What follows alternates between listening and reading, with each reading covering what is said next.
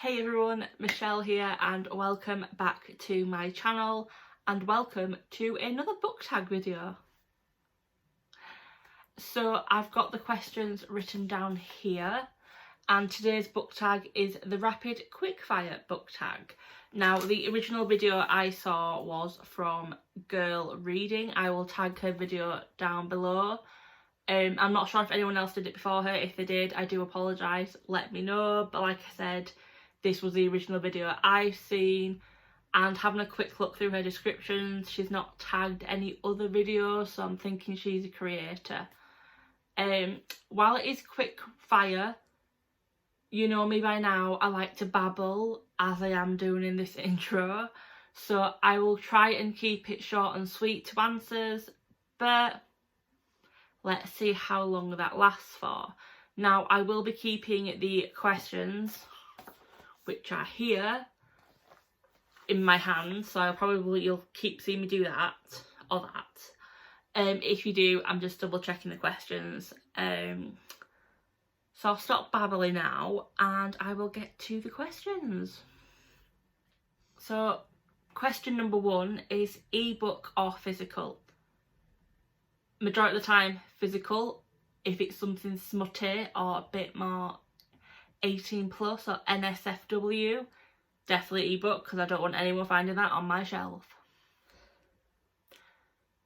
Question 2, paperback or hardback? Either. If a cover is nicer in hardback, I'll buy the hardback. If it's part of a series, I'll buy whichever one I've started the series in. Majority of the time that will be paperback. And if it's something that I want to read while I'm travelling, it will be paperback. So either or is my answer. Question 3 is online or in-store book buying. I like online just because you tend to get more deals and you can buy more, you don't have to worry about carrying it home. But nothing beats going into a bookstore and feeling the book when you pick it up and smelling the book. And I've just seen all these different books, and you might see a book you've not seen before, so yeah. Preferably I like going into stores, but I do see the appeal of online book buying. That's how I bought all my books over the past couple of months, so yeah, it depends on the amount of books and if I have time to go book shopping. Question 4, trilogies or series? If it's a good plot and there's enough good storylines that it can last for a series, so 4 to 5 or 6 books, give me a series. If you're literally stretching out a plot that could be done over 3 books or 1 book, you've lost me as a reader. I don't like them books. So yeah, ideally I prefer trilogies just because it means I'll be able to remember the books in the series and the order, because sometimes with series I'm just like, is this book 12, is this book 2, is this book 1? And a pet hate of mine, no one puts what number in the series a book is on the book or inside. Question 5, heroes or villains? Depends on the story. Now, if we're going the classical route of like He Who Must Not Be Named from that book series that we don't mention, even though I have the nice character up there, definitely heroes. But if we look at the Percy Jackson series, now technically the villain in the first book is Zeus. But now that I'm older, I do kind of see where Zeus is coming from. So it definitely depends on the book and the plot and the intentions of the villain. But yeah, it depends on the book and the plot and who the villain is and who the hero is. Question 6, a book you want everyone to read? Legendborn by Tracy Deonn. I love this book. I adore this book. It was one of my most anticipated books of the year. It lived up to the hype. So it's it's a retelling of the Arthurian legend. You have a POC main character, a POC supporting character who I love.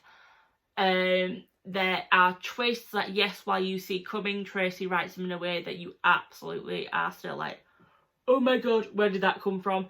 There is a love triangle in here that I don't want the main character to pick either side. I want them to live together as a throuple, because I think that would be amazing. And there's no, this is a good character, this is a bad character in the love triangle. They're both great, and oh, I love it, I love it, I love it. Go read this book. Go read this book. Everyone, go read this book.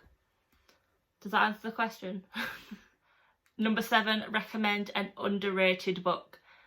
Now, I struggled answering this one, so I cheated a little bit and I looked on Google, not Google, Goodreads, Google. Yeah, I looked at Goodreads and I went to the books I've read this year, and I sorted it by number of reviews, reverse order.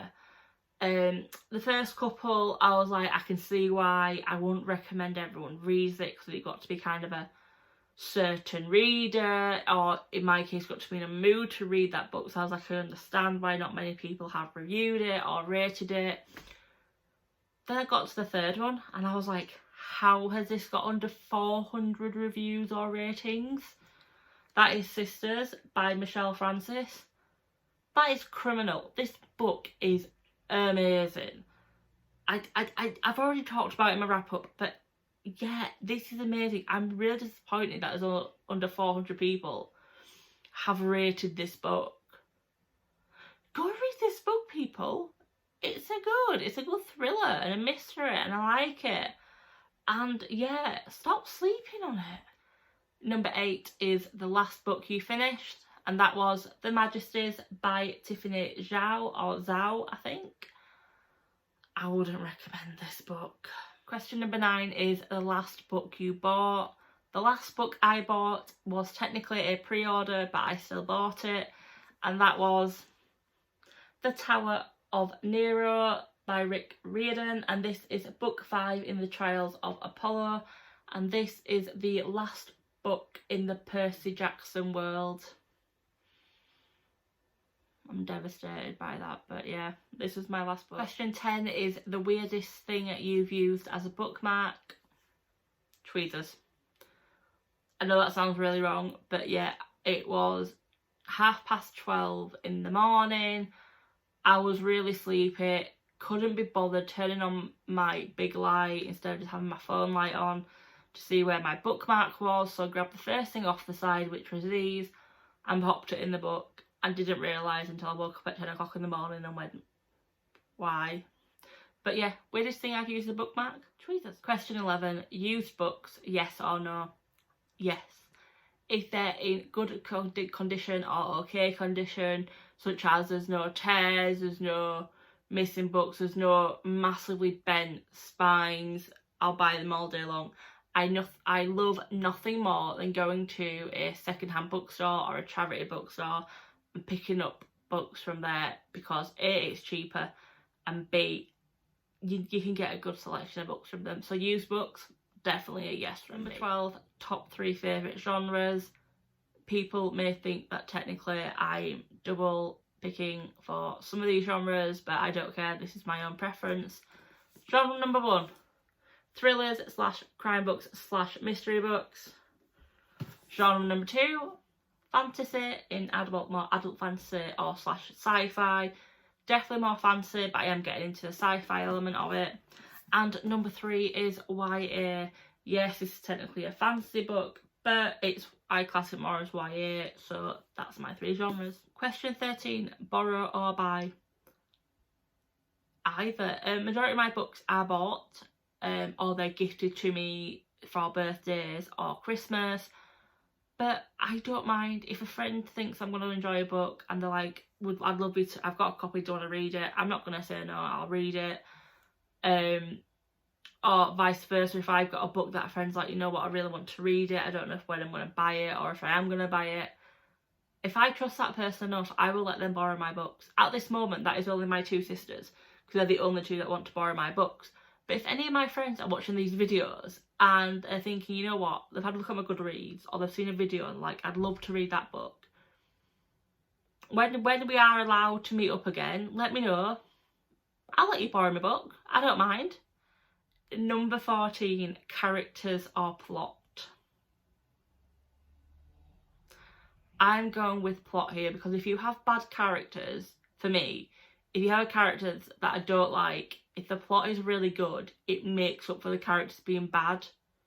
But if your plot is absolutely atrocious, doesn't make sense, just doesn't make sense, it's awful, you could write the best character in the world, I will still hate your book or not like it as much, because a bad plot can't be made up by good characters, but bad characters can be made up by good plot. Don't know where I'm going with that, but I hope people understand that. So yes, definitely a plot girl, me. Question 15, long or short books? Short. So for me, a short book is under 300 pages. A long book would be over 500. I hate books over 500 pages, because I know it's going to more than likely take me a good 3 days to get through that book if I'm pacing evenly and I'm reading a good amount of pages each day. Whereas a short book under 300 pages, if your book grips me and it's short, I will blast through that. I will, even if I'm working and I finish at 5, I'll have tea, everything, and I'll wash up and everything I need to do by 6. I'll have a good 4 hours to read there if I go to bed at 10 like I'm meant to. I don't normally go to bed about 11. So let's say 5 hours. If your book grips me and it's good and it's even pace and I want to read it, I can smash through 300 pages in a day. If your book is 300 pages or less and doesn't make sense, isn't what I thought it was, or is just plain boring, hi the majesties, I'll hate it. But yeah, long story short, short or long books? Short. The easy one. Question 16, long or short chapters? Short. I hate chapters that are 40 to 50 pages long. What is the reason? Why can't you have a break in the middle of these pages? For me, I found ideally the best chapters are between 15 and 25 pages, just because you can normally read them in about 10 to 15 minutes. So if I'm having a 15-minute break at work, I can pick the book up, have a chapter read. If it's a long chapter that's like I said 40 to 50 pages, I will want to keep reading until that chapter's over, because I hate stopping in a book in the middle of a chapter. So long story short, again, definitely a short chapter. Question 17, name the first 3 books you think of. Cinderella is Dead, Legend Born, Sisters. Boom. Number 18, books that make you laugh or cry. Let me get the book.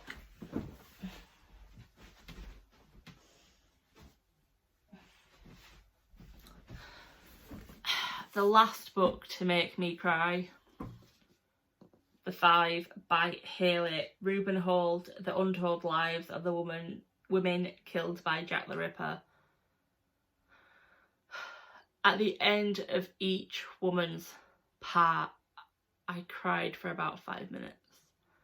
Just knowing that these women had all been lumped by the media and still now by historians and things as prostitutes or women of the night, and almost like they didn't deserve to die, they didn't deserve to live, and it was their fault they died.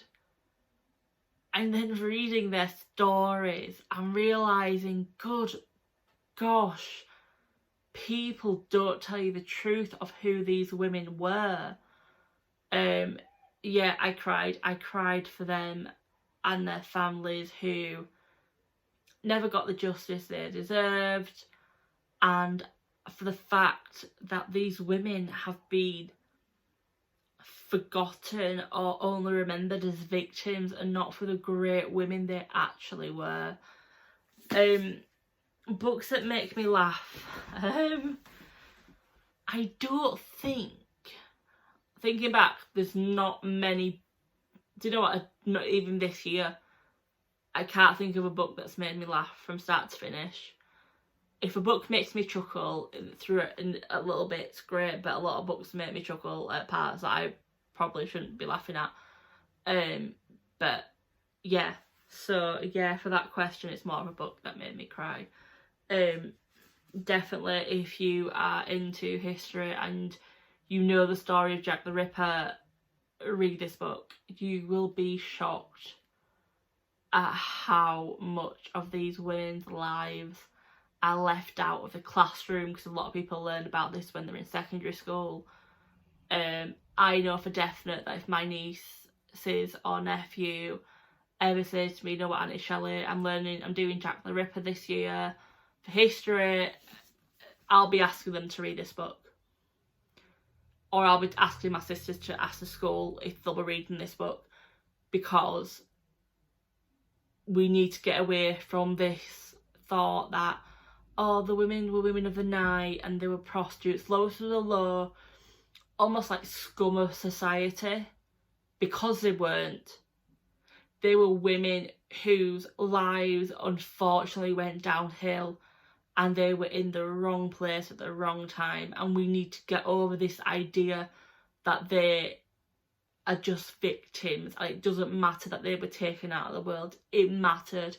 They were people's mums, daughters, aunts, wives.